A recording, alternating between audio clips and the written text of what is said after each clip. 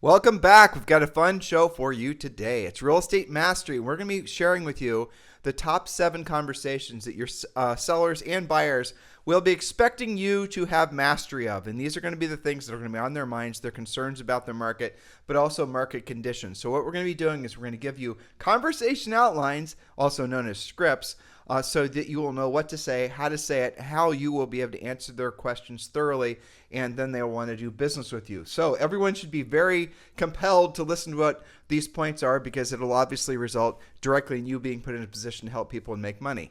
That's right. Remembering that knowledge equals confidence and ignorance equals you freaking out when they ask you about mortgage market trends. What do you think about that? Builder incentives. So these are essentially your talking points.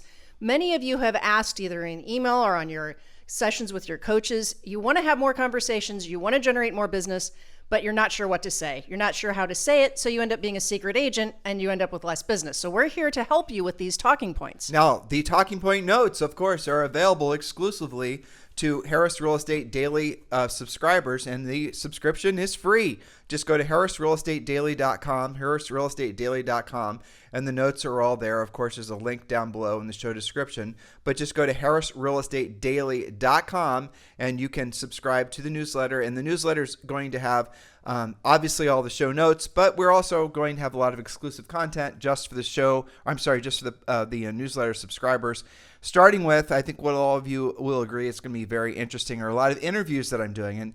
And these interviews, some of them are straight up normal interviews, but I would say probably 80% of them work into be somewhat elaborate coaching sessions. Yes, I've enjoyed listening on the sidelines to those. Yeah, well, I mean, I've been having to work a little extra hard than I anticipated when I came up with the idea of just doing a bunch of interviews. Yes, but you're doing a great job on that. Yeah, well, it's fun, actually. It's interesting. And it'll be a great way for these guys to be exposed to the fact that they're not alone. You know, a lot of times when you're,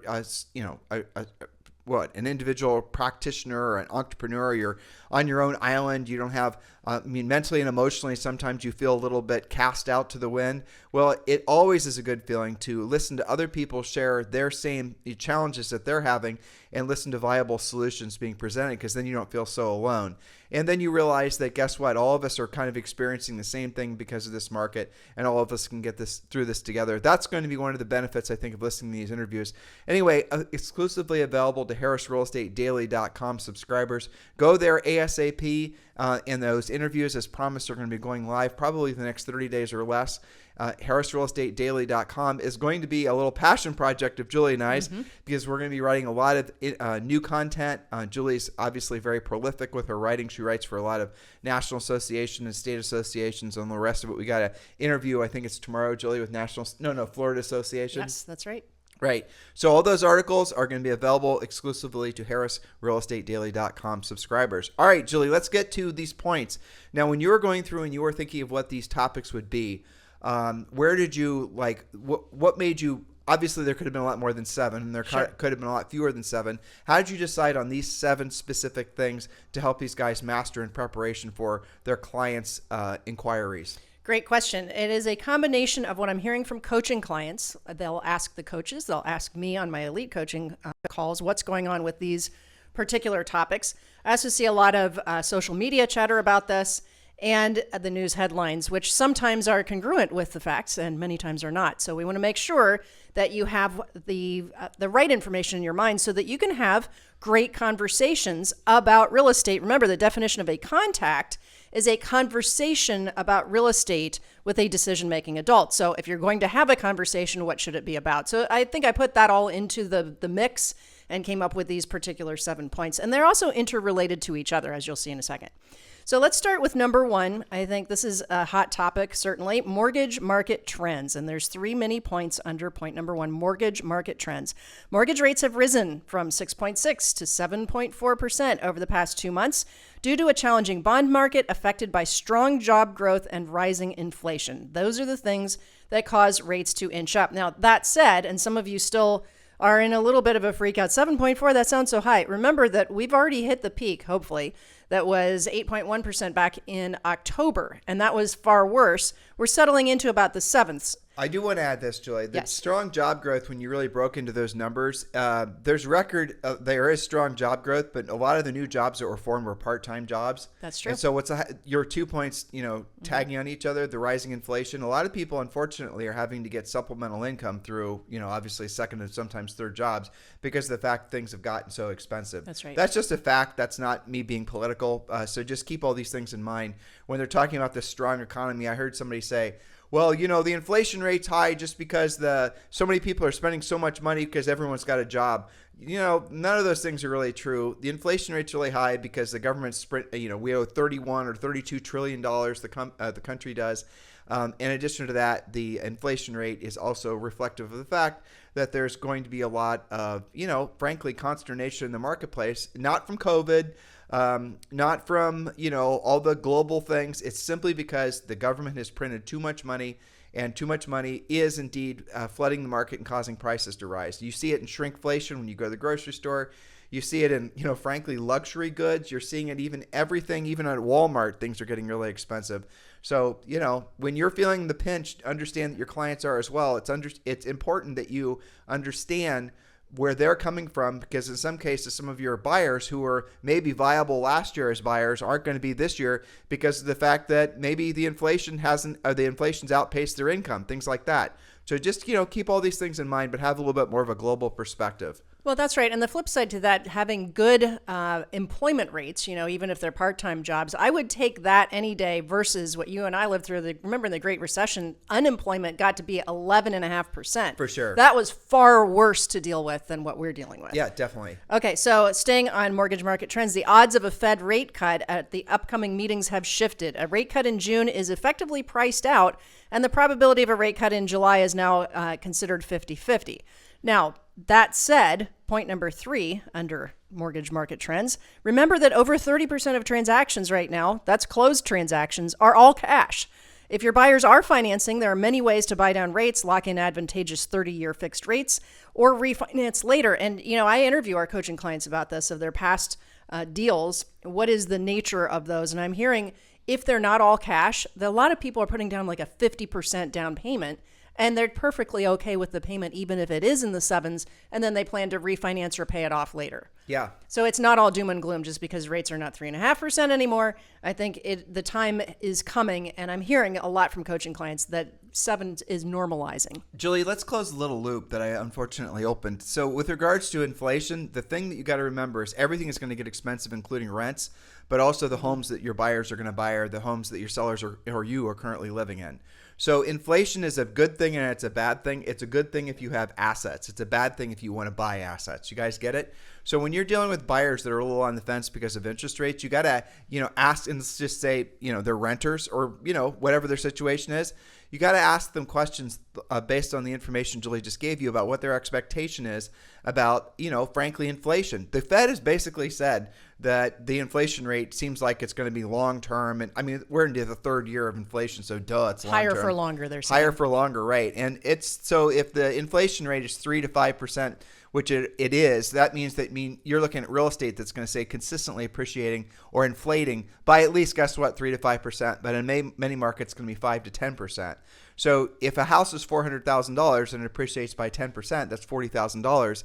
Even with a higher interest rate, you're going to look at essentially the inflation, the appreciation of that house is going to cover whatever the cost of, the payment on that house. So if someone's paying $2,500 a month and they put $30,000 per year into staying in this house, but the inflation on the house was $40,000, I would say that was a hell of a lot better deal than had they decided to wait and then wait 12 months and have that house appreciate or inflate another 10%. You guys get it? So it's really important, even with rates the way they are, that your buyers buy, and frankly, when opportunity arises, your sellers move up, because they too will be outpriced potentially, and they will regret having waited. Because the moral of the story is the inflation is not going away. It was not transitory. It's here to stay until there's a whole bunch of global things that will have to sort itself out, which we won't talk about on this podcast.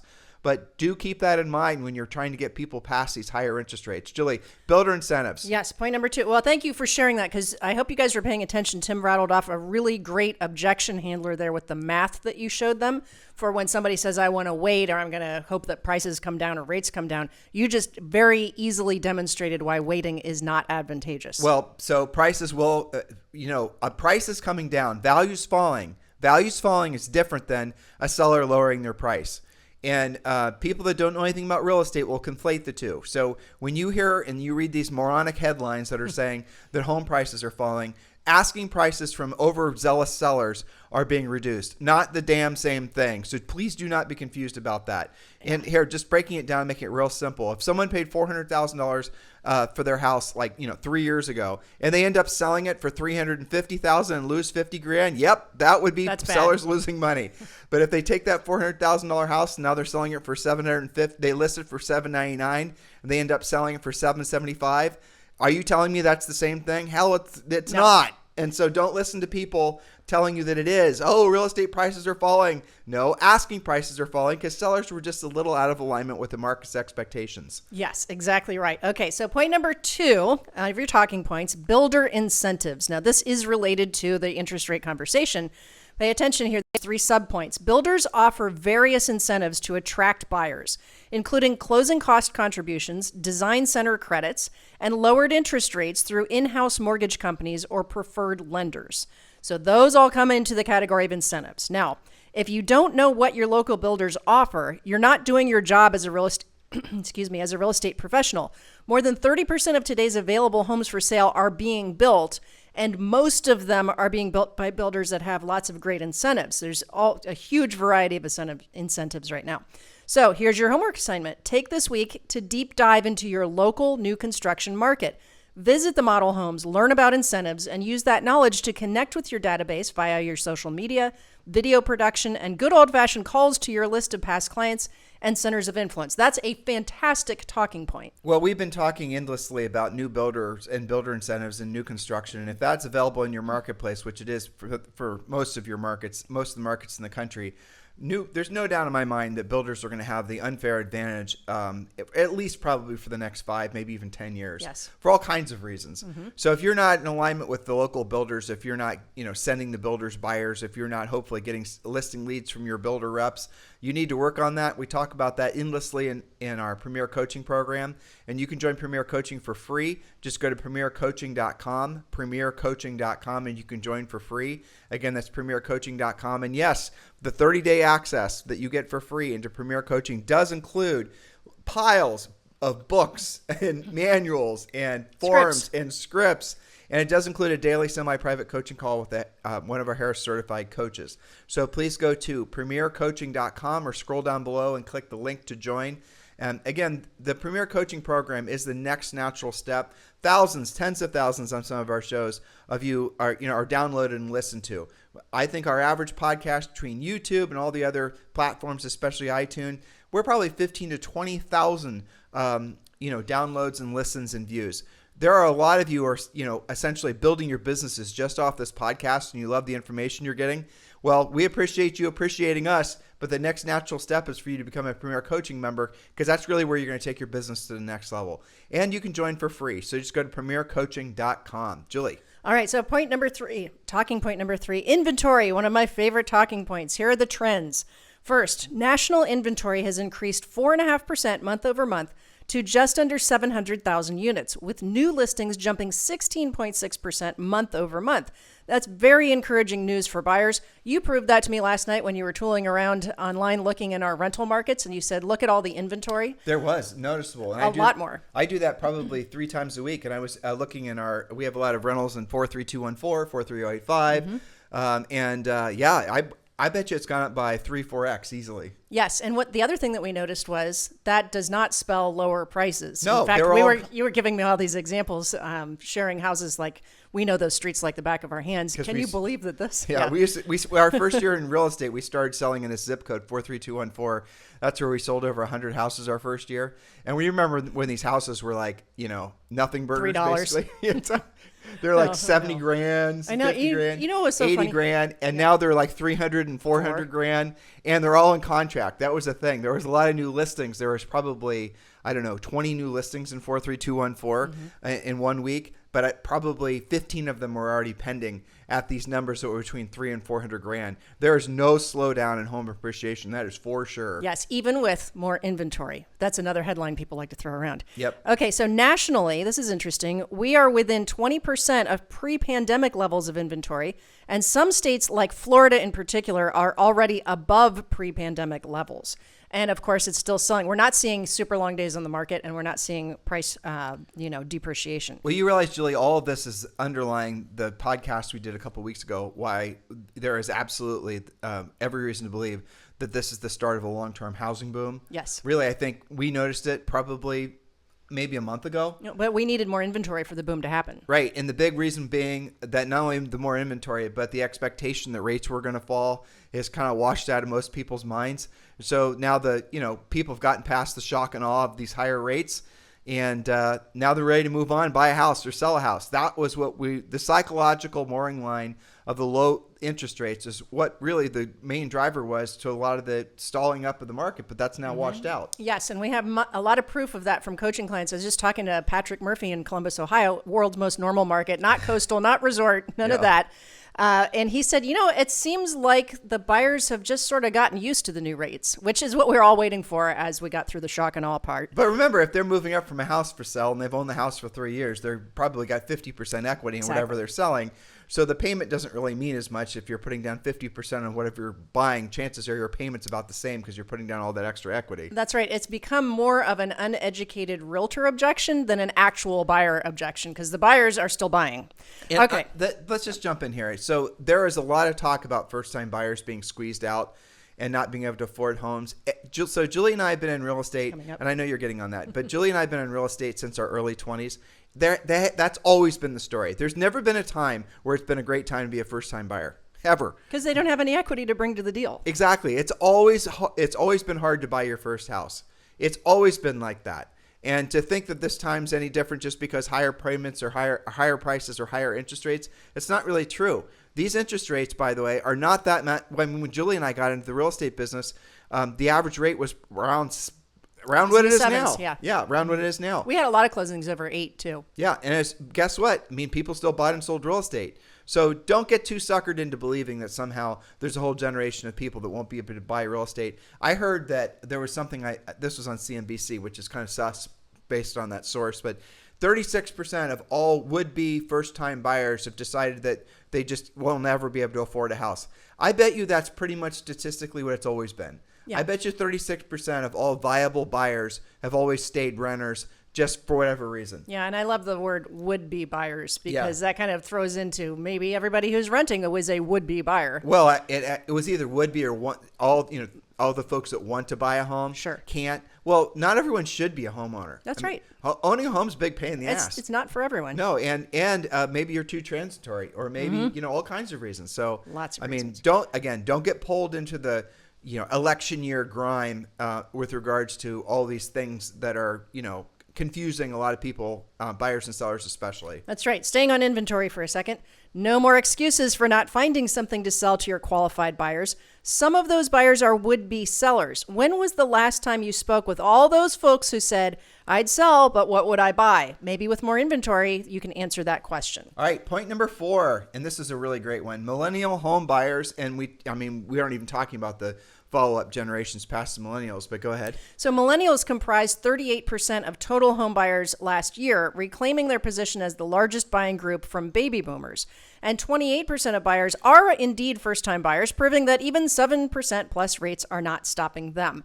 I think that's gone from normally in a quote normal market, which has been a long time, but in a normal market, about 32% of buyers are first time. So now it's dropped, to 28%. Not a huge, change there. So they're now saying that the average first-time buyer is 38 years old, and it used to be 28 years old. Now they're saying it's because houses are more expensive and interest rates are even higher, but I don't think that's true. The reason that the average age of the first-time buyer is now older than it used to be isn't because they don't want to buy or isn't because they can't afford the payment. It's because there's not anything for them to buy because there's a lack of inventory. Again, manipulation of the statistics, so you got to be cutting through it. So when you're having these conversations with prospective buyers and sellers, you're going to be able to give them the flip side to the clickbaity headline that they just read on MSNBC or whatever. Very well put and very true. Point number 5, home purchase sentiment index. When you hear economists talk, they just say HPSI, but I wanted to make sure you knew what that was. Home purchase sentiment index. Fannie Mae's HPSI declined slightly in March, driven by higher mortgage rate expectations. However, the percentage of people who perceive it as a good time to buy rose to its highest level in 9 months, indicating potential adaptation to mortgage rates around 7%. Just exactly what we were talking about. Okay, now overall market conditions. Point number 7. Point number 7, thank you. Nationwide, the inventory of homes for sale has increased by 24% yearly, with the March 2024 figure marking the best March since 2020. So that's incredible. I have to understand that point. So you're saying it's increased by 24% Since last year. Since last year, the same month. Wow, that's spectacular. Which is the best it's been since March 2020, and that's when it hit the wall. If that carries through, then hypothetically, and actually I'm doing the math in my head, that's just interesting. So last year we had around 4.2 or 3 million home sales, not including new construction, I think it was something like that. It was right around 4, just under 4. And now this year they're predicting roughly, guess what, 25% more home sales. So that puts us up around the 5 million mark. So maybe what we're seeing here is that prediction play out with the increase in inventory. Absolutely we are. Back then when, inventory got to its absolute lowest, I think it probably was back March or April of 2020, it was only 224,000 homes in the entire country. That's crazy. That's like nothing, okay? Very close to nothing for sale. Now we're up almost to 700,000. You remember we were talking about, oh no, what would happen if you woke up and you had 3 times the inventory? Well, we're doing that now. We're waking up when we have nearly 3 times that inventory.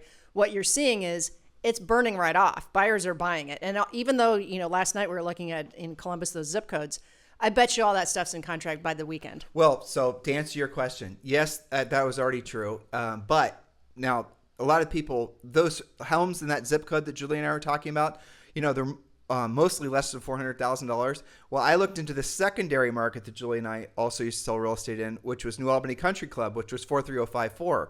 So we started out in a low price range and we moved to a really very expensive price range. And guess what was happening there? Same exact thing. Interesting. Yep. And these are houses that were mostly, let's say on the low end, maybe 900,000 all the way up to several million.